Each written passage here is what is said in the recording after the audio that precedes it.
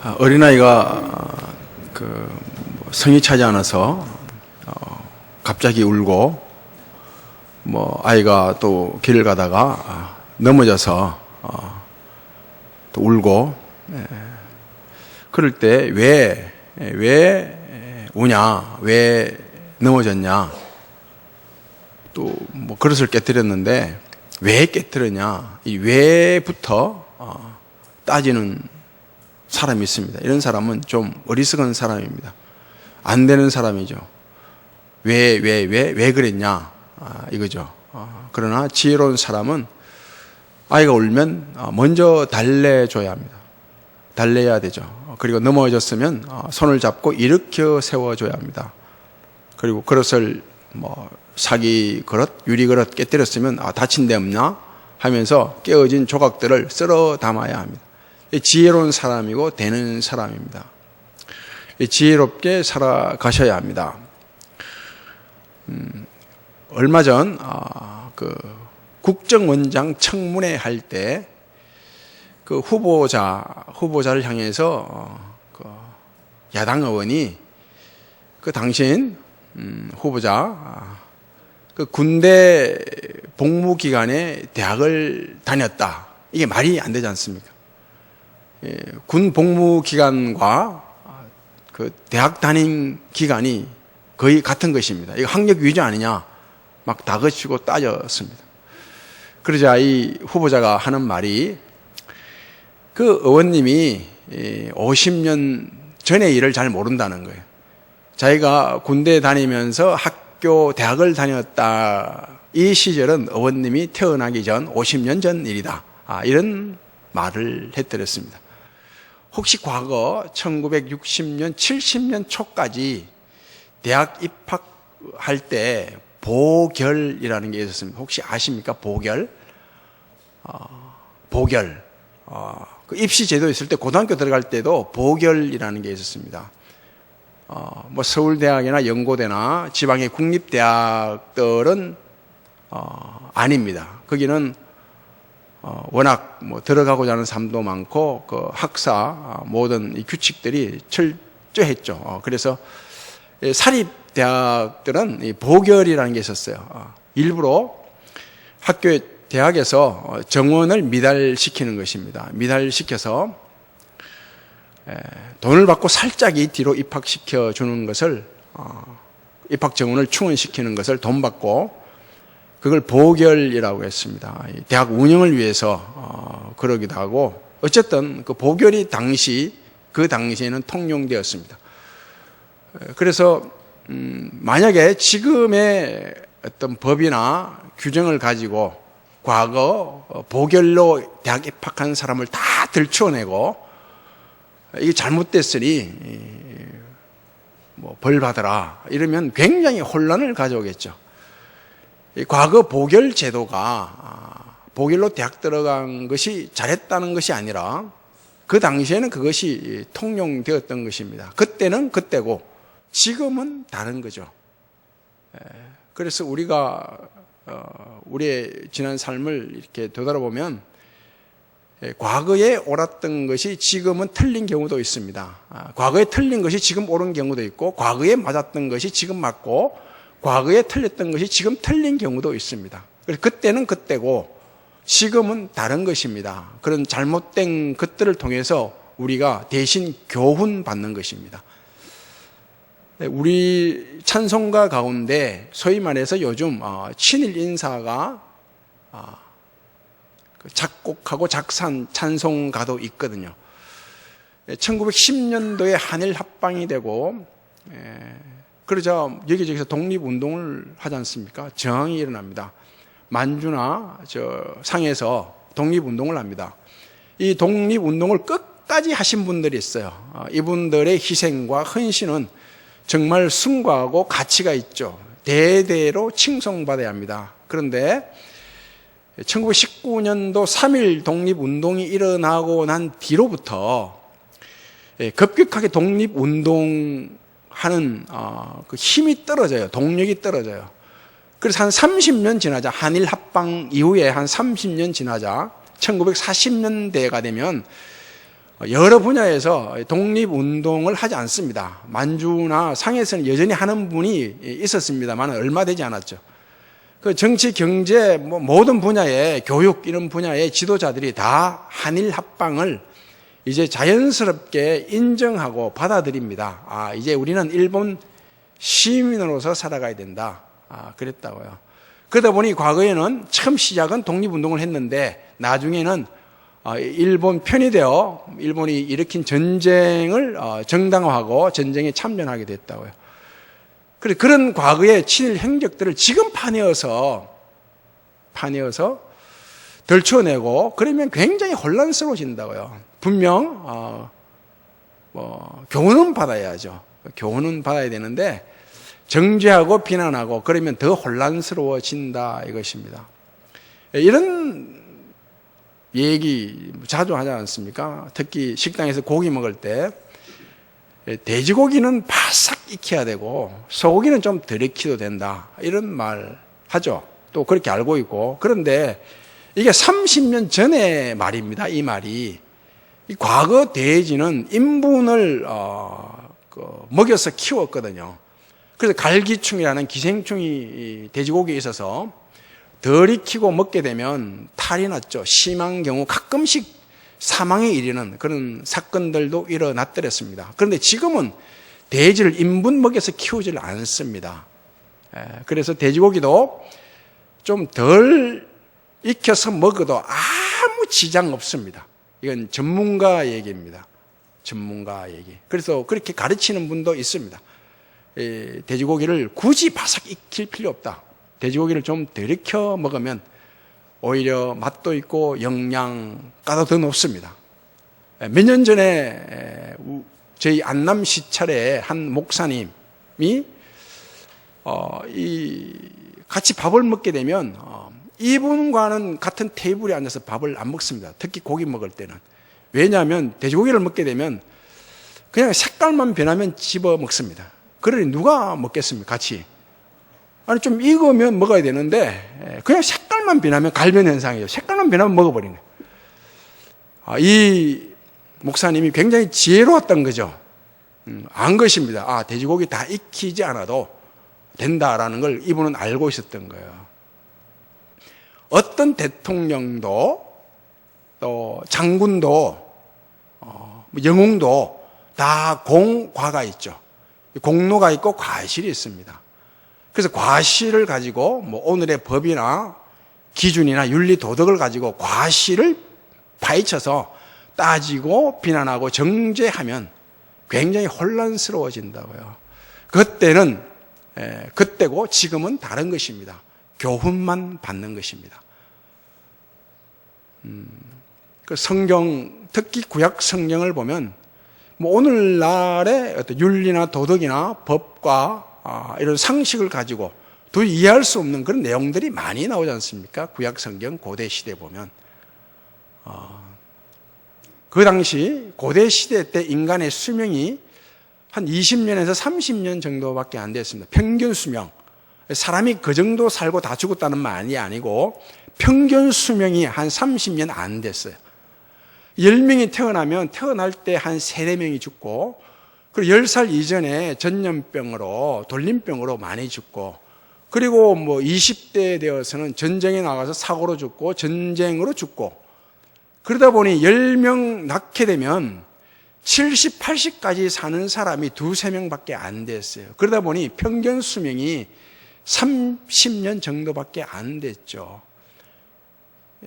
그 시대 보면 구약 성경을 보게 되면 건친 결혼을 하게 되고 일부 다처제 제도가 나오지 않습니까? 이게 통용되었다고요.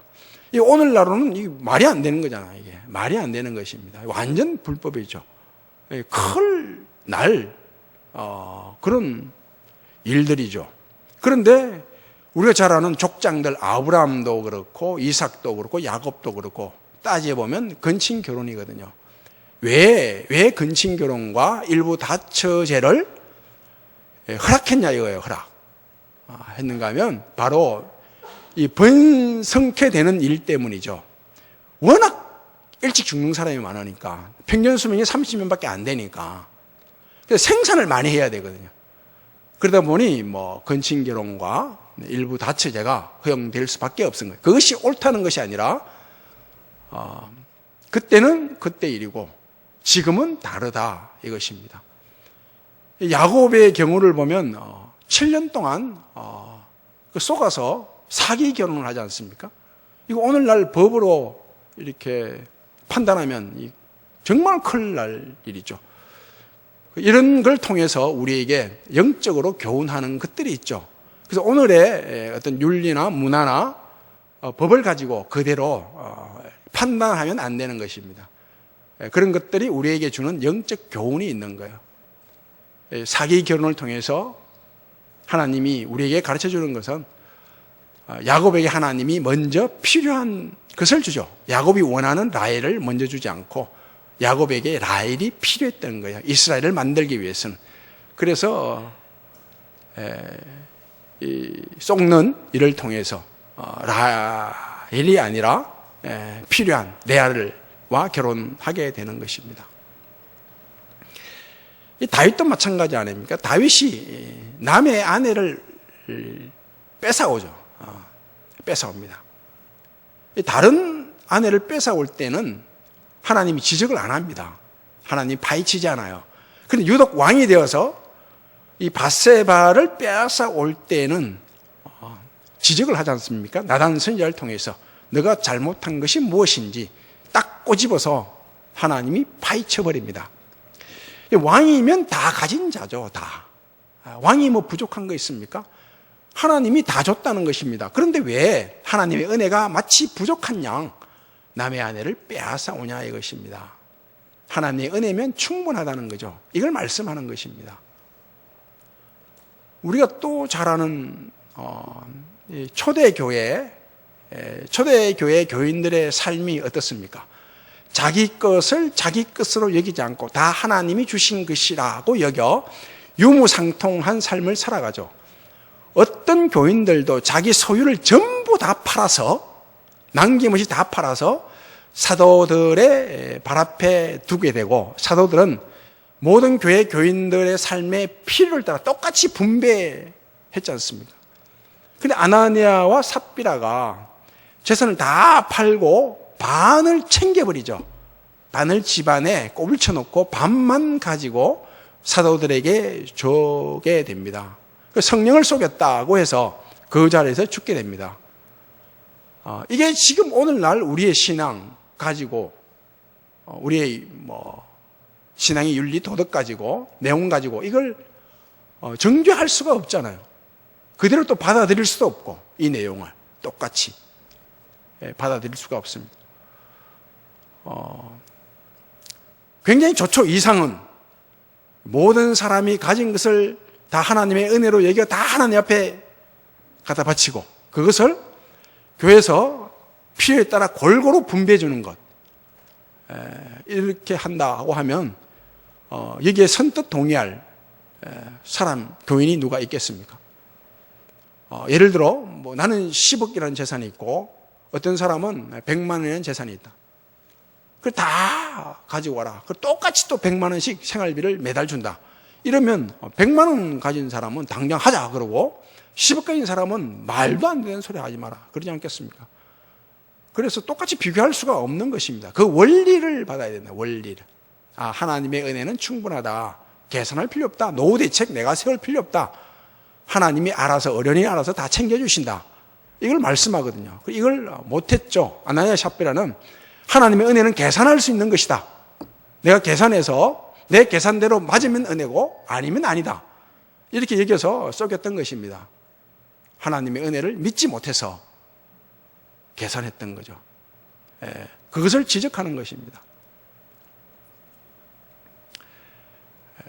그 십계명 하나님의 율법이 주어지게 지내는 어떤 양심을 가지고 판단 기준 삼고 하나님의 법, 율법이 주어지고 난 뒤에는 십계명, 특히 십계명 그리고 하나님이 주신 율법을 가지고 판단 기준으로 삼고 그 이후에는 예수 그리스도께서 직접 오시고 그리고 십자가에서 죽으시고 부활하사 성령을 보내주시고 성경 66권이 완성되고 난 뒤에는 말씀과 성령이 모든 판단의 기준이 되는 것입니다. 그때는 그때고 지금은 다른 이런 것들을 가지고 하나님이 우리에게 어떤 말씀을 하시는가.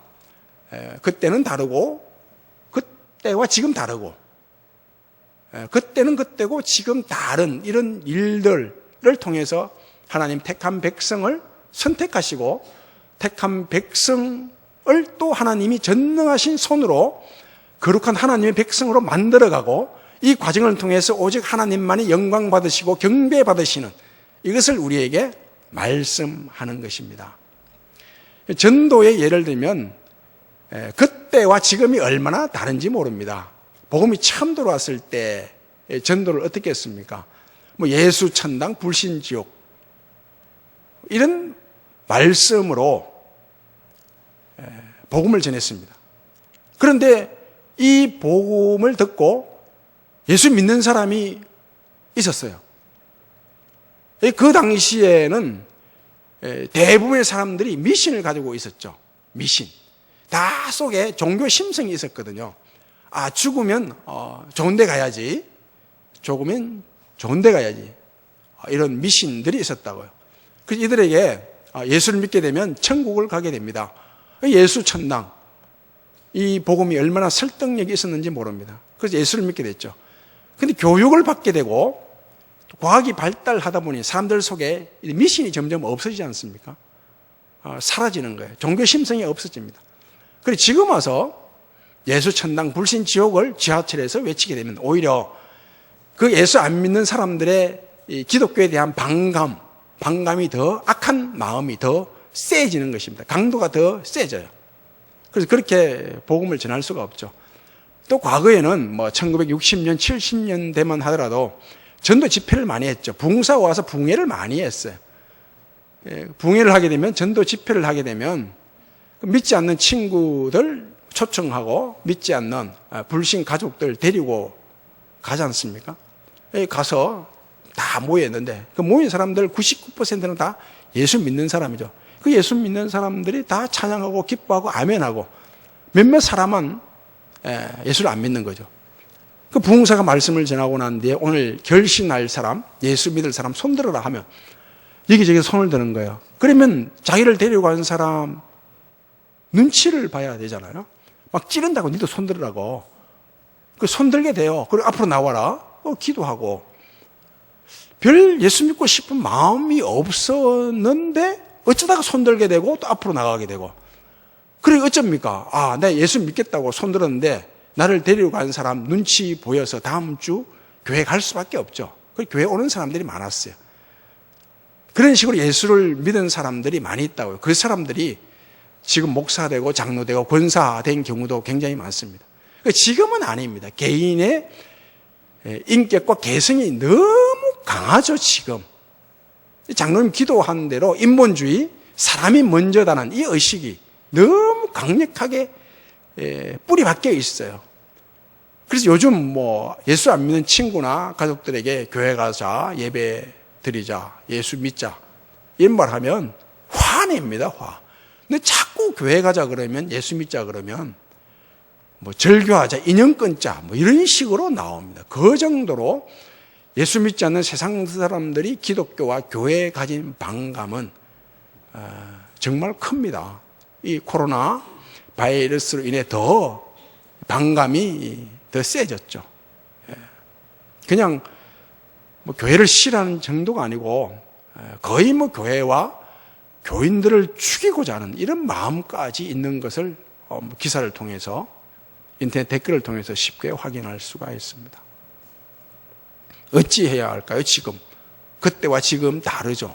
지금은 어떤 예수 천당 불신 지옥 또 대중 집회 모임을 통해서 부흥회를 통해서 복음을 전하는 일이 굉장히 어렵습니다. 또 그렇게 전해서도 안 됩니다. 그때는 그때고 지금은 다른 것입니다. 어떻게 전해야 하는가? 어떻게 하든지 세상 사람들과 구별된 삶 살아가셔야 됩니다.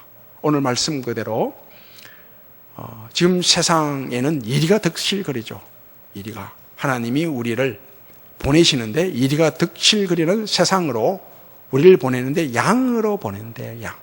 아주 약한 양으로. 그러면서 지혜롭게 순결하게 살아가라고 말씀합니다. 어떤 식으로든지 세상 사람들과 다른 구별된 삶, 거룩한 삶을 살아가야 합니다. 세상 사람들은 뭔가 좀 손에 쥐면 뭐 돈을 쥐든지 자식이 잘 되든지 뭐 권력을 쥐든지 뭐 자랑할 거리가 있으면 뭐 자랑하지 않습니까? 자랑? 그런데 우리는 그들과 다르죠. 자랑하면 안 됩니다. 분명 뭐 자랑할 것이 참 많은데 자랑 안 하죠, 우리는. 그러면 세상 사람들이 좀 다르게 볼 것 아닙니까? 저 친구는 참 겸손하다. 겸손하다. 충분히 자랑할 만한데 자랑하지 않는다. 겸손하다. 우리랑 좀 다르구나. 이런 생각하겠죠. 또 어떤 사람도 살다 보면 뭐 고달픈 삶을 만나죠. 고통스럽고 불행에 빠지는 이런 삶을 만납니다. 그 세상 사람들은 고단하고 고달픈 삶을 살아가게 되면 불평하고 원망하고 탓으로 돌리고 절망하고 징징거리지 않습니까? 그런데 우리는 그렇지 않아요. 아무리 절망에 빠뜨리는 그런 고난, 고통을 만나더라도 언제나 희망을 노래하고 희망 속에 살아갑니다. 그럼 세상 사람들이 볼 때 우리를 다르게 보겠죠. 저들은 가진 것이 있다고 해서도 뭐 교만하지 않고 참 겸손하게 살아가고, 없다고 해서 징징거리며 절망에 빠져 살아가지 않고 희망 중에 살아가구나. 우리를 다르게 보지 않습니까? 그럴 때 누구든지, 이건 예수 믿는 사람이든지 안 믿는 사람이든지 누구든지 할 것 없이 재정의 문제를 만나고 자식의 문제를 만나고 건강의 문제를 만납니다. 만나죠. 그럴 때 복음을 전하는 것입니다. 나도 니처럼 그런 문제를 만났던 적이 있다. 그 예수 그리스도 안에서 답을 찾았다. 요즘 교회 가면 정말 교회 이런저런 잘못된 모습도 솔직히 있다. 교인들 가운데는 정말 징그러운 교인들도 있다. 나 교회 다니는데 나는 단순히 교회를 믿는 것이 아니다. 교회를 나가서 예배드리지만 나는 나를 이처럼 사랑하사 나를 천국 백성 삼으신 예수 그리스도를 믿는 것이다. 예수 믿으면 된다. 이런 식으로 복음을 전하면 되지 않겠습니까? 뭐 다른 방법이 있습니까, 지금? 다르죠, 우리는. 세상 사람들과 다릅니다. 내가 잘못했으면 당연히 사과를 해야 됩니다. 용서를 빌어야 합니다. 그런데 내가 잘못하지 않더라도 우리는 용서를 빌 수 있어야 합니다. 사과할 수 있어야 됩니다. 할 수 있어야 되죠, 사과. 이 교회가 잘못했으면 당연히 교회 이름으로 용서를 빌어야 합니다. 그런데 교회가 설사 잘못하지 않았다더라도 주변 사람들이 교회 때문이다. 그러면 교회가 나서서 잘못했다고 해야 합니다. 왜요? 왜 내가 잘못하지 않았는데도 우리 교회가 빌어야 할까요? 왜? 교회는 이미 용서를 가지고 있기 때문이죠. 우리는 이미 용서를 받았기 때문에 용서가 있는 거예요, 우리에게는. 세상은 용서가 없습니다. 용서를 이미 가지고 있기 때문에 용서를 비는 것입니다. 그럼 사랑할 만한 사람을 사랑하죠. 이쁜 짓 해야 사랑합니다. 매력이 있어야 사랑합니다. 내게 도움이 있고 유익이 있어야 사랑합니다. 당연히 사랑해야죠. 내게 도움을 주고 내게 유익이 되는 사람. 사랑할 만한 조건 갖추고 있는 사람을 사랑해야 합니다. 그런데 사랑할 만한 조건을 전혀 갖추고 있지 않더라도 우리는 사랑합니다. 이쁜 짓을 하지 않더라도 사랑을 합니다. 왜요? 이미 사랑을 가지고 있기 때문이에요. 하나님이 우리를 사랑하사 사랑이신 예수 그리스도를 우리에게 주셨거든요. 그 예수 그리스도를 믿는다는 것은, 예수 그리스도를 가지고 있다는 것은 이미 사랑을 가지고 있다는 뜻이에요. 그 전혀 이쁜 짓을 안 하더라도 우리는 사랑을 해야 합니다. 사랑을 가지고 있기 때문이죠. 내가 대접받았으면 대접을 해야 합니다. 내가 은혜를 받았으면 은혜를 갚아야 합니다. 뭐 짐승도 그러지 않습니까? 은혜를 입게 되면 은혜를 갚죠. 당연히 갚아야죠. 그러나 내게 대접하지 않더라도, 은혜를 내게 베풀지 않더라도 우리는 대접해야 되고 은혜를 베풀어야 합니다. 왜요? 이미 대접받았고 이미 대접받았고 하나님으로부터 충분히 대접을 받았죠. 예수 그리스도와 함께 모든 것을 다 얻었죠. 대접을 받았습니다. 그걸 대접하는 것입니다.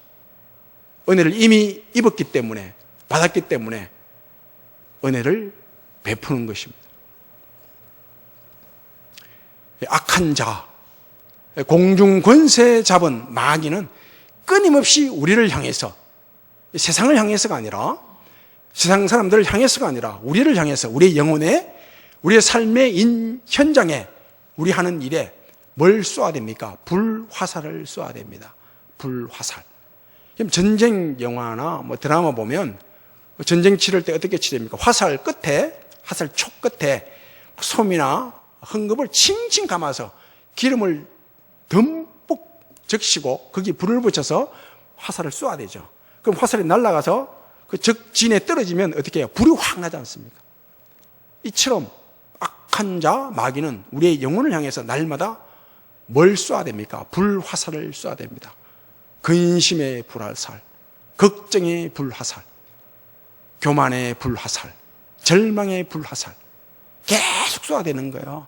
이기심의 불화살, 탐심의 불화살을 계속 쏘아야 됩니다. 이 쏘아야 되는 불화살을 이기는 것이 있대요. 이기는 것, 에베소 6장 말씀 보면 이기는 게 있대요. 뭔가 하면 구원의 검으로 이긴대요. 구원의 검, 성령의 검, 뭡니까? 하나님의 말씀이죠. 하나님의 말씀으로 이겨라. 그럽니다. 그리고 이어서 기도와 간구로 이길 수 있느니라. 다른 것으로는 못 이깁니다. 불화살을 못 막습니다. 오직 말씀과 기도와 간구로 이겨낼 수 있다고 말씀합니다. 전도서 11장 말씀 보면 이 일이 잘 될지 저 일이 잘 될지 두 가지 일이 다 잘 될지 모른다고 합니다. 그렇지 않습니까? 이 일이 잘 될지 못 될지 두 개 다 잘 될지 저 일이 잘 될지 우리는 잘 모릅니다. 하나님만 아시고 또 하나님만 잘 되게 하십니다. 하나님만 잘 되게 하십니다. 그러면서 아침에 씨앗을 뿌리고 저녁에 손을 놓지 말라고 말씀합니다. 잘 되게 하시는 분이 하나님이시고 열매를 주시는 분이 하나님이시기에 하나님 말씀대로 비록 이리가 덕실거리는 세상이지만 지혜롭게 순결하게 살아가는 일을 손을 놓아서는 안 됩니다. 씨를 뿌리고 저녁에도 손을 놓아서는 안 됩니다. 꾸준히 끝까지 한결같이 한두 번이 아니라 살아가게 되면 반드시 하나님이 이 일도 잘 되게 하시고 제 일도 잘 되게 하실 것입니다. 이게 말씀이 조금 의아해요. 우리가 보통 생각하면 먼저 순결하고 비둘기같이 순결하고 그 다음에 지혜롭게 살아가라. 이 순서가 맞는 것 같거든요. 그 순결하는 것은 내 생존이에요. 생존. 그리고 지혜롭게 살아가는 것은 생산이죠. 그런데 예수님께서 이 말씀을 바꿔버렸어요. 뱀 같이 지혜롭고 비둘기같이 순결하라. 그래서 이 왜 순서가 바뀌었을까? 이 순서가 굉장히 중요하거든요. 성경에 나오는 순서는. 왜 순서를 바꿨을까? 굉장히 고민을 했거든요. 그 목요일 저녁에 계속 고민하다가 잠을 잤는데 꿈을 꿨어요. 꿈속에서 답을 얻었어요. 꿈을 꿨는데 꿈이에요. 꿈이에요. 꿈속에서 저랑 부목사님들 몇 분이랑 교인들이 꽤 됐어요. 아주 유명한 한정식 식당을 갔더랬습니다. 가서 식탁에 앉아서 제 앞에 목사님이 계셨어요. 이제 밥을 먹기 시작하는 거죠. 그 한정식 유명한 집이니까 맛있는 음식이 나오지 않습니까? 한참 먹는데 그 중간쯤에 뭐가 나왔는가 하면 하얀 백설기 떡이 나왔어요. 백설기 떡. 그 떡을 이렇게 다 테이블 앞에 이제 다 놓는 거죠. 하나씩 놨는데 그 내 앞에 있던 목사님이 떡을 보더니 떡에 머리카락이 하나 있는 거예요. 그 머리카락을 그걸 떼려고 하는 거예요. 그래서 제가 그 떡 놔달라고 내 받고 내 떡을 줬어요. 머리카락 없는 떡을. 그래서 그 떡을 받고 머리카락을 이렇게 빼내는데 하나가 아니고 몇 개인 거예요. 검은 머리카락도 있고 흰 머리카락도 있고 갈색 머리카락도 있고 머리카락이 길어요 또. 그걸 다 떼내서 딱 준비 지고 만약에 생시 같으면 어때요 제가 만약에 생시 같으면 조금은 부르죠. 이게 뭐냐고 따지고 그랬을 것 아닙니까? 제 인격으로 보면. 그런데 꿈이에요. 꿈? 그러지 않았어요. 이 머리카락을 다 들고 이 식당 주인을 찾아간 거예요. 주인을 찾아가서 떡에 하얀 백설기에 이 머리카락이 나왔다고 하니까 이 주인이 굉장히 언짢아하고 못마땅한 표정을 짓는 거예요. 그래서 제가 주인에게 이렇게 말을 했습니다. 제가 지금 이 사장님과 이 식당에게 무엇을 원하는 것 같습니까? 무엇을 원하는 것 같습니까? 이 떡을 바꿔달라고, 다른 떡, 머리카락 없는 다른 떡으로 반품해달라고, 교환해달라고, 이걸 원하는 것 같습니까? 아닙니다. 이 떡에 머리카락이 나왔으니 여기저기 다 알려서, SNS 통해서 알려서 이 식당이 아주 난처해지고 또 망가지는 것을 제가 원하는 것 같습니까? 아닙니다. 제가 이걸 그죠? 이 떡에 머리카락이 나왔다. 이걸 가지고 이걸 안 알려트리니 아무한테도 알리지 않을 테니 어떤 대가, 보상을 원하는 것 같습니까? 아닙니다. 내가 원하는 것은 제가 이 식당과 사장님에게 원하는 것은 단 하나. 사장님과 식당이 잘 되는 것입니다. 그랬더랬습니다. 우리가 원하는 것, 이 세상과 세상 사람들에게 원하는 것 단 하나죠. 세상과 세상 사람들이 잘 되는 것입니다. 지금 죽어 있는데 그들이 살아나는 것입니다. 그들이 살아나는 것. 그것 원하지 않습니까? 뭘 원합니까, 지금? 내가 원하는 한 가지 주님의 기쁨이 되는 것. 뭘 원하십니까? 주님의 기쁨이 되는 것. 주님이 기뻐하시는, 주님의 기쁨이 되는 삶이 어떤 삶입니까? 저 죽어가는 세상, 죽어 있는 세상, 사람들, 그들을 살려내는 일이죠. 지혜롭게, 순결하게 그렇게 살아감으로 하나님의 기쁨이 되어 저 죽어가는 세상과 사람들을 살려내는 그런 은혜가 있기를 바랍니다. 아버지 하나님 감사합니다. 우리가 원하는 것은 단 하나입니다. 하나님의 기쁨이 되는 것입니다.